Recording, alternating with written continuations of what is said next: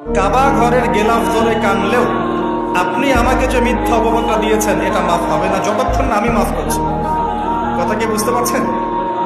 মনে করেন আপনি আমাকে মিথ্যা একটা অপবাদ দিয়েছেন এবং ধুয়ে রেখে দিয়েছেন একদম মিথ্যা অপবাদ দিয়ে। যতক্ষণ আমি আপনাকে মাফ না করছি, কাবা ঘরে গিয়ে গেলাফ ধরে কান্নাকাটি করলো এই পাপ মাফ হবে না ইনশাআল্লাহ। এই অবস্থায় মৌত হলে কি হবে? পরকালে দেখবেন আমি দাঁড়িয়ে আছি আপনার জন্য, আপনার হিসাব হচ্ছে, হিসাব শেষ।